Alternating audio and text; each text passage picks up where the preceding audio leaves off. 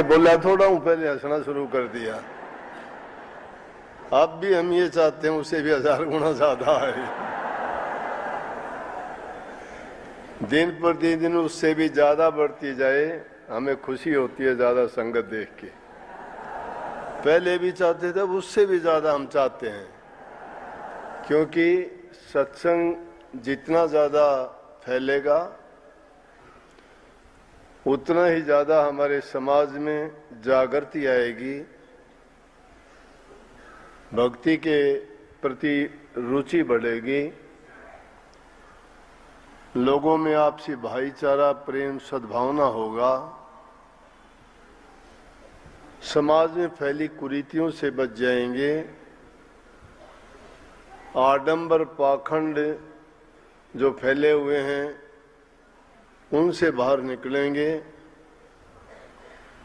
तो हमारे व्यक्तिगत जीवन में भी सुधार होगा, खुशी होगी, पारिवारिक जीवन सुखी होंगे और पूरा समाज ही सुखी होगा, तो हमारा देश उन्नत होगा।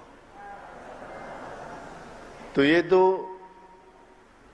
हमारी सोच होनी चाहिए, और जैसी इंसान की सोच होती है मालिक वैसा करता है, क्योंकि जब लोगों की भावनाएं जिस चीज के लिए बढ़ती हैं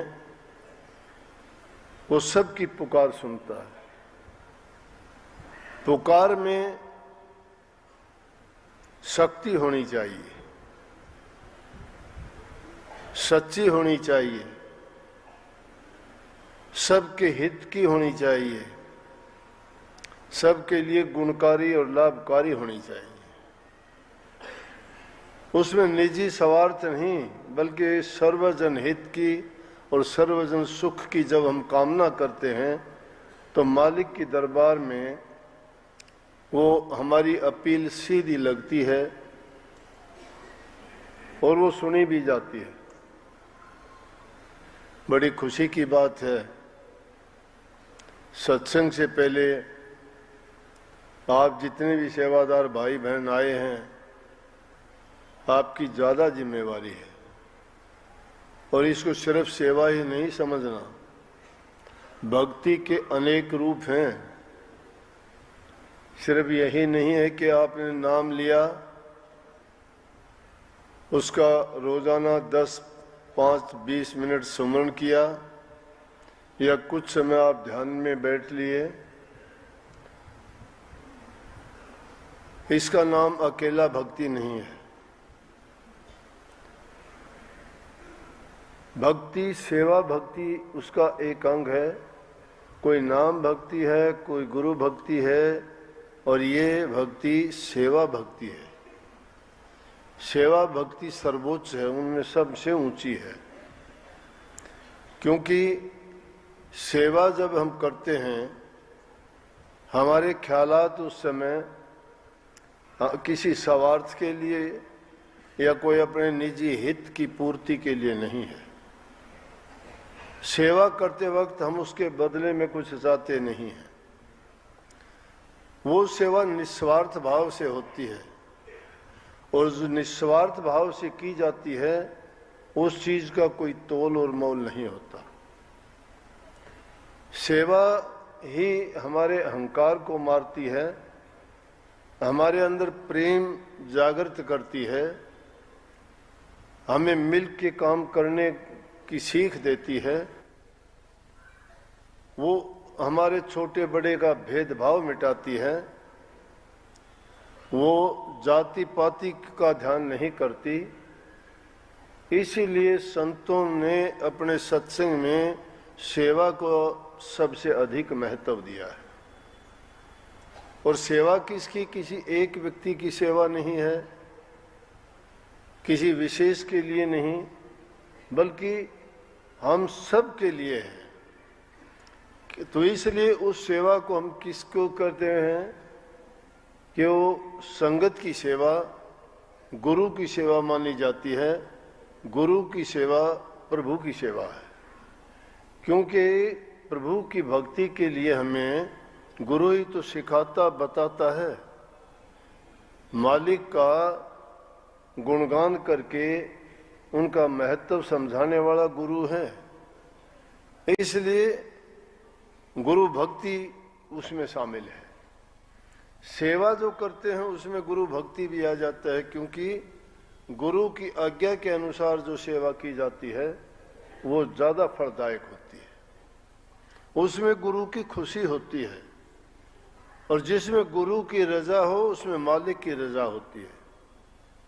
वो समझो मालिक का ही हुक्म होता है कि उस वक्त में जब सेवा कर रहे होते हैं हमें ये किसी प्रकार का ना भेदभाव है ना कोई और ख्याल है, ना हम अपने किसी लालच के प्रभाव से या किसी स्वार्थ की पूर्ति के लिए सेवा करते हैं। और वो सेवा करते वक्त आपने देखा होगा कि कितनी खुशी होती है, ना हमें खाने की परवाह होती है, ना हमें नींद की परवाह होती है, ना हमें किसी चीज से मन में ये गलानी है कि मैं ये काम क्यों करूं। देखते नहीं कि घरों में जो काम नहीं करते, यहाँ आके आप जो शौचालय है उनकी सफाई करते हो, वहाँ खड़े होकर ड्यूटी देते हो, झूठे बर्तनों को आप मांजते धोते और साफ करते हो, बुहारी झाड़ी करते हो, और उसमें कितने मिट्टी धूल में आप ये सोचते तक नहीं कि मेरे कपड़े गंदे होंगे या मिट्टी ऐसे। ये है निस्वार्थ कि जिसमें आपने अपना आपा ही खो दिया, उसी में गरीब से गरीब आदमी भी है, उसमें अमीर से अमीर आदमी भी है, उसमें बीमार आदमी भी ये सोच के सेवा करता है हाँ उसमें कुछ उसका हित है, लेकिन उसको भी उसका फल पूरा मिलता है। वो कहता है कि मेरी सेवा करने से जब कर्म कटते हैं तो मैं या तो किसी रोग से ग्रसित हूँ, या मुझे कोई परेशानी का कोई अलग कारण है, या मेरे कोई पिछले जन्मों के बचा हुआ कर्ज मेरे सिर पर है। अगर मैं संगत की, गुरु की, प्रभु की आज्ञा में रह के अगर संगत की सेवा करूंगा तो प्रभु मेरे गुनाहों को माफ करके मेरे ऊपर दया बख्शेंगे। और इसमें संदेह भी नहीं है। ऐसी भावना लेके जो इंसान सेवा करते हैं, बड़े बड़े कोढ़ियों के कोढ़ दूर हुए हैं, बड़े बड़े रोगियों ने बीमारी से निजात पाई है, यहाँ तक कि जिनको कैंसर तक के रोग थे और उन्होंने अपने संगत की सेवा करके उन्होंने सोचा कुछ समय जिंदगी का बचा है, मैंने पूरी जिंदगी में तो ऐसे कोई काम नहीं कर पाया, लेकिन आखिरी वक्त में शायद कर लूं तो मेरे कर्म कट जाएंगे। ये सद्बुद्धि कब आती है इंसान को? जब दुख, पीड़ा और परेशानी आती है। सुखी इंसान इन बातों का ख्याल नहीं करता, कम करता है। कोई भागी आदमी होते हैं जो हर चीज से संपन्न होते हुए अगर भक्ति के मार्ग पर चलते हैं, सारी चीज उसके पास है, उसका जीवन सही है, शरीर से स्वस्थ है, घर परिवार में सुख शांति है, आर्थिक दृष्टि से वो कमजोर नहीं है, वो आदमी, बहुधा ऐसे लोग कम ही देखे जाते हैं। और वो भक्ति भी करते हैं तो लौकिक भक्ति कर लेते हैं, उनमें उनकी रुचि होती है। पूजा पाठ कर लेंगे, अनाथालय में कुछ दे देंगे, गरीब लोगों को कुछ कपड़ा थोड़ा बांट के वो अहंकार कर लेंगे, मैंने गरीबों को कपड़ा बांट दिया, मैंने उनके लिए रोटी का प्रबंध कर दिया, मैंने किसी को भूखे को कुछ दे दिया। थोड़ी बहुत अगर सहायता दे दी तो वो कैसी होती है? जैसे सागर में से एक बूंद निकाल लेना। जिसके पास कुछ नहीं, लेकिन उस टाइम में वो नहीं सोचता है, वो तो उस वक्त में उसके दिमाग में, उसके ख्यालात में प्रभु भक्ति नहीं, वो अपने भाग्य को मानता है कि मेरा भाग्य ऐसा है, मैं अच्छे कर्म करके आया हूँ। निश्चित रूप से उसने किए होंगे, लेकिन अब अगर नहीं करता है तो प्रभु की भक्ति से वंचित हो गया तो उसके पास क्या रह गया? आगे के लिए तो उसने खत्म कर दिया। तो बहुधा ये देखा जाता है कि वो लोग करते भी हैं तो लौकिक भक्ति में ही अपना समय गुजार देते हैं, और वो उनका मायना इतना ही है कि और सारे काम कुछ भी करें, लेकिन जो लोग दुखी हैं, गरीब हैं, वो ज्यादा चिंतन करते हैं अपने बारे में कि मैंने अपनी जिंदगी में किसी का बुरा नहीं किया, जहां तक याद है मैंने सबका भला किया, फिर मेरे साथ ये क्यों हालात है प्रभु, मेरे पर ये दया क्यों नहीं है, इस चीज का क्या कारण है कि मेरा ऐसा क्या भाग्य है, मेरा क्या नसीब है, मैंने क्या खोटा कर्म किया है। वो पश्चाताप करता है, और उस पश्चाताप में भी उसकी शिकायत होती है प्रभु से ही कि मुझे ऐसा जन्म क्यों दिया। कोई शरीर से अंग भंग होता है, कोई रोग से ग्रसित होता है, कोई गरीबी से परेशान है, आर्थिक दृष्टि से कमजोर है, तो वो ऐसा कहता है, लेकिन उसकी जबान पे चाहे शिकायत है, प्रभु का नाम तो आता है। हमारे शास्त्र तो कहते हैं अजामेल ने तो लड़के का नाम ही रख के नारायण नाम रखा, और नारायण नाम रखने से ही उसका उद्धार और कल्याण हो गया। तुलसी साहब कहते हैं तुलसी अपने राम को रीज भजो चाहे खीज, भूमि पड़ा सो जामसिर ओंदा सोंदा बीज। तुलसी साहब कहते हैं कि प्रभु को चाहे आप रीझ के भजो, चाहे उसको आप रुचि से, प्रेम से, मन करके भजो, और चाहे उसको आप खींच करके भजो। खींच कब करते हैं? जब दुखी होते हैं, उसको उल्हाने देते हैं, कुछ का कुछ बोल देते हैं। कई बार तो ऐसा होता है प्रभु को गालियां तक निकाल देते हैं, तो वो भी कहते हैं कि वो कैसे भी याद करते हैं, लेकिन उनका भी प्रभु कल्याण करता है। जिस प्रकार से भूमि में किसान बीज डालता है तो वो नहीं देखता ये सीधा डाला गया है या उल्टा डाला गया है, और जैसा भी डाला गया है वो पैदा होगा, वो कर्म है। कर्म जैसा भी किया जाएगा परिणाम देगा वो। तो तुलसी साहब कहते हैं कि उसको किसी भी तरह से याद करो, प्रभु का नाम का सुमरण करने से ही, चिंतन करने से ही हमारे पाप कर्म धुल जाते हैं। उनका नाम लेने मात्र से ही हमारी भावना शुद्ध और पवित्र होनी शुरू हो जाती है। जहाँ प्रभु का, राम का, भक्ति का जब भी कहीं सवाल उठेगा तो एकदम आपके ख्यालात जो बुराई वाले हैं वो भी तुलना हो जाएगी मन ही मन में कि ये पवित्र जगह है, ये पवित्र नाम है, यहाँ लोग भक्त लोग हैं, ये सत्संग करते हैं या भजन कीर्तन करते हैं या पूजा पाठ करते हैं। भावनाएं बदल जाती हैं। इसलिए सेवा करते हुए वो असली पूजा है, वही पूजा है, वही सत्संग है, वही कीर्तन है। ये सारी की सारी चीजें सेवा करते वक्त हमें याद रहती हैं। काफी लोगों को तो इतने मगन और मस्त होते हुए आपने देखा होगा कि सेवा करते करते वो शब्द गाते हैं। ये माताएं बहनें तो इकट्ठी मिलके भी गाती हैं, तो उस समय वक्त को नहीं देखती कितना वक्त हो गया, क्या है क्या नहीं। अगर खाली आदमी होगा तो घड़ी की सुइयां गिनता रहेगा। तो असली भक्ति क्या है? असली भक्ति है अपने विचारों को शुद्ध पवित्र करना, जीवन में नेक काम करना, सब लोगों को गले लगाना, सबसे प्रेम करना, जबान से मीठा बोलना। मन, वचन और कर्म तीन चीज ही तो हैं जिनसे हम सभी प्रकार के कर्म करते हैं। भक्ति करते हैं तो भी यही चीज हैं, दुनियादारी के काम करते हैं तो भी वही तीनों चीज हैं। लेकिन इन तीनों चीजों का प्रयोग और उपयोग हम कैसे करते हैं, उसके परिणाम सुख होने चाहिए। तो इसलिए नेक और शुभ कर्म इन तीनों चीजों से हमें करने चाहिए। मन में शुद्ध और पवित्र विचार रखने चाहिए।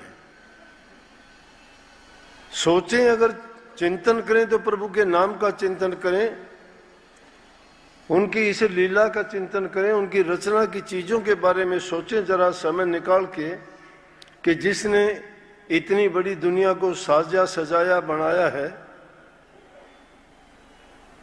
और उस तमाशे को भी देखा करो साथ साथ जो रोजाना नजर से देखते हैं, और उसके क्रियाकलाप को भी देखा करो कि वो पल में पल से क्या कर देता है और पल की पल में क्या हो जाता है, क्या बन जाता है, क्या खो जाता है, क्या पा जाता है इंसान।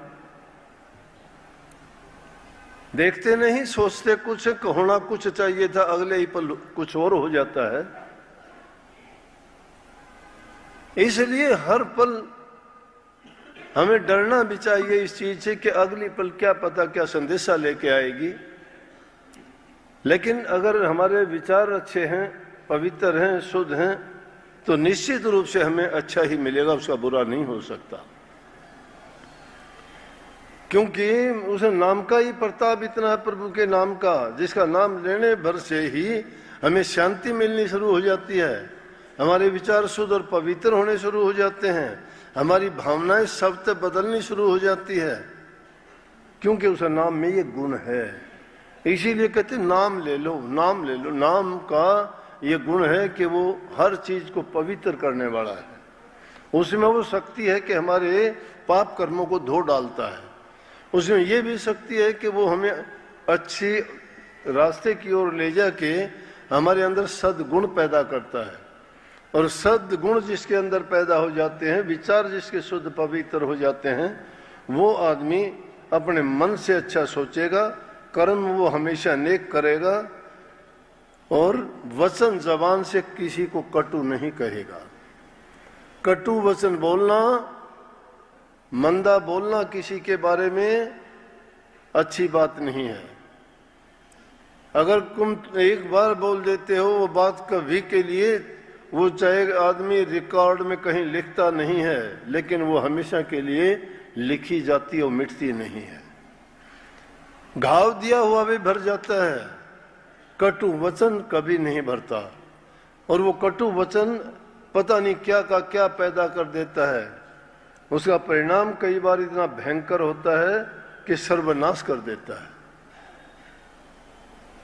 ये कटु वचन ही था जिसने हमारे कुरुक्षेत्र के मैदान में 18 दिन में सब चीजों को धराशायी कर दिया था, 56 करोड़ यदुवंशियों का नाश कर दिया था। एक कटु वचन, वो भी हंसी में। इसलिए हमें बोलते वक्त सोच समझ के बोलना चाहिए। वही तुलसी साहब कहते, बाणी ऐसी बोलिए मन का आपा खोए, और उनको शीतल करे आप भी शीतल होए। इंसान को वाणी ऐसी बोलनी चाहिए जो खुद को भी, आपको भी मन में खुशी दे, अगले को भी खुशी देगी। अच्छा किसी को बोलोगे, लौट के तुम्हारे पास खुशी आएगी। वाणी तो अनमोल है, जो कोई जाने बोल, हिये तराजू तोल के फिर मुख बारा खोल। इस वाणी बहुत बहुमूल्य है। इसको ऐसे ही नहीं जबान से कुछ का कुछ निकाल दिया, इसका कुछ नहीं बिगड़ता।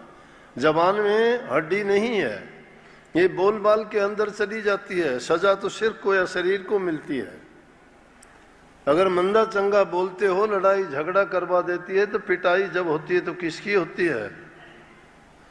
जूत सिर में लगते हैं, लठ शरीर में लगते हैं।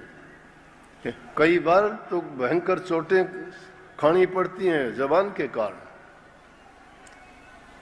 तो वाणी अनमोल है। अगर कोई बोलना जानता है तो अपने दिल के तराजू पे तोल के पहले फिर बोलना चाहिए, सोचना चाहिए कि मैं जो बोलता हूं इसका परिणाम क्या होगा। अगर उस बात को बोलने से पहले सोच लिया जाए तो आदमी कभी भी बुरा नहीं बोलेगा। बुरा नहीं बोलेगा तो कभी भी झगड़ा नहीं बढ़ेगा, बात वहीं खत्म हो जाएगी। इस जबान के ही कारण सारे उल्टे सीधे कर्म होते हैं। इसको कंट्रोल में और काबू में रखना चाहिए। जिसकी जबान जो शांत भाव से सोचता है, कम बोलता है, जरूरत के मुताबिक बोलता है, जहां आवश्यकता होती है वहीं जबान खोलता है, वो इंसान कभी भी जबान से बुरा नहीं बोलेगा। लेकिन इस जबान से तो इसी से तो प्रभु का नाम लिया जाता है।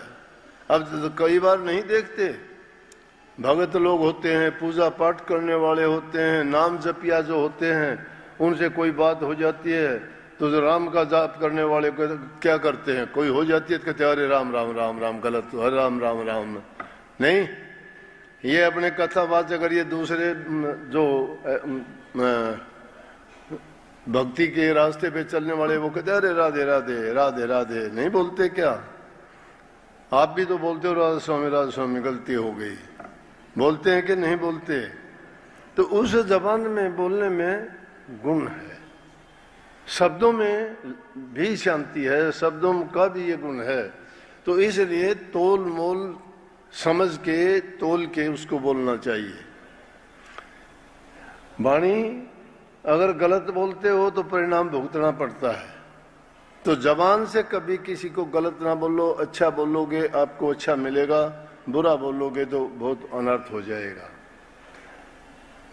सेवा आप करते हो, तन से करते हो, तन से आप समर्थ हो। सेवा शरीर की करते हो, आपका समस्त शरीर है, सेवा करो। बूढ़े बुजुर्ग की करो, माँ बाप की करो, जरूरतमंद की करो, घर में करो, सत्संगियों की करो। जहाँ आपको मौका मिलता है, कोई भी हो, सेवा कहीं भी मिल जाए, वो आपको हमेशा फलदायक ही होगी, सेवा करनी चाहिए। शरीर जिसका नहीं है तो आपके पास धन होगा, आर्थिक रूप से भूखे की, गरीब की, जिसको जरूरत है उसको अगर आप 2 रोटी दे देते हो, उसकी भूख के लिए उस सहायता करते हो, गरीब भी आदमी है तो वो आपको दुआ देगा, उसके मन के अंदर आपके प्रति अच्छी भावना और अच्छा आशीर्वाद निकलेगा, वो आपको धन्य कर देगा। प्रभु के दरबार में आपके अंक ज्यादा लिखे जाएंगे कि इस इंसान ने ये नेक काम किया। सबका लेखा जोखा रखा जाता है वहाँ, बिना कायदे, बिना बही, बिना किताब और बिना पेन के लिखी जाती है। वहाँ स्याही कलम की जरूरत नहीं, वो तो करते ही छप जाता है। कंप्यूटर में भी उंगली चलानी पड़ती है, वहाँ कुछ नहीं चलाना पड़ता, सबके अलग अलग खाते हैं, एकदम फटाफट जाता है। ये धन की सेवा है, तन की सेवा हो गई। मन की सेवा ये है कि मन में अच्छे विचार रखो। तन आपका काम नहीं करता, धन आपके पास है नहीं, किसी की मदद करो, मन तो सबके पास है। ये मन ही सारी दुष्टता करवाता है, यही बुरी बुरी सोच निकालता है, भटकाता है। लेकिन इसको सही रास्ते पे लाने के लिए तो नाम है। नाम अंकुश है मन के लिए। जब कहीं मन भटकता है तो इसको अंकुश लगाओ, रोकने का प्रयास करो, बुद्धि से इसको समझाओ कि सारी बात तेरी नहीं चलेगी। वहां गुरु की जरूरत पड़ती है, उस समय गुरु को याद करो, क्योंकि मन गुरु का है, तन गुरु का है, धन गुरु का है। गुरु की आज्ञा उसमें क्या है? जब गुरु की आज्ञा नहीं है तो उस मन से हमें और कुछ सोचने का अधिकार नहीं है। मन गुरु को दे रखा, फिर हमारा है ही नहीं तो हमें अधिकार भी नहीं है। इसलिए इस मन को विकारी ना होने दो, इसको भिखारी भी ना होने दो, इसको दो गुरु के चरणों की धूल बना के रखो, तो आपका जीवन सफल कर देगा।